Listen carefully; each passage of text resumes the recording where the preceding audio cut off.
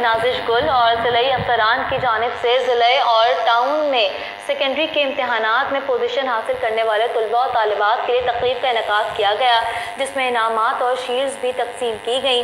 اس موقع پر بچوں کے ساتھ ساتھ ان کے والدین نے بھی تقریب میں شرکت کی۔ شرکت کا کیا کہنا ہے، آئیے آپ کو سنواتے ہیں۔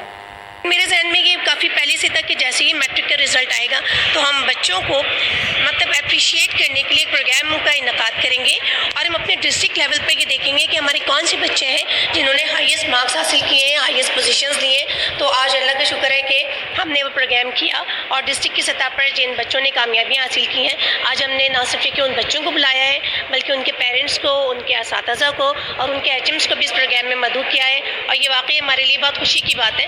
And I got 979 marks out of 700, and today I am very happy, and firstly I am very thankful to my Allah for this my great achievement. اور اس کے بعد میں میم نازش گل کی بھی بہت زیادہ تھینکفل ہوں کہ انہوں نے ہم جیسے بچوں کی اپریشیشن کے لیے اتنی انہوں نے ارینجمنٹ کیا اور ہمارے لیے یہ سیریمنی رکھی۔ میرے لیے اعزاز کی بات ہے کہ میں کورنگی ٹاؤن میں میری فرسٹ پوزیشن آئی ہے، اور یہ سب میرے سے ماں باپ کے بلبوتے ہوا ہے، اور میں بہت خوش ہوں۔ الحمدللہ اللہ کے فضل و کرم سے ماڈل ٹاؤن میں فرسٹ پوزیشن آئی ہے۔ اللہ تعالیٰ کا سب سے پہلے تو اللہ تعالیٰ کا شکر گزار ہوں، اللہ تعالیٰ نے اس مقام تک پہنچایا۔ اس مقام تک میرے آنے کا سبب سب سے پہلے میرے ٹیچرس ہیں، اسکول کی میڈم ہیں، اور میری والدہ، میرے والدین۔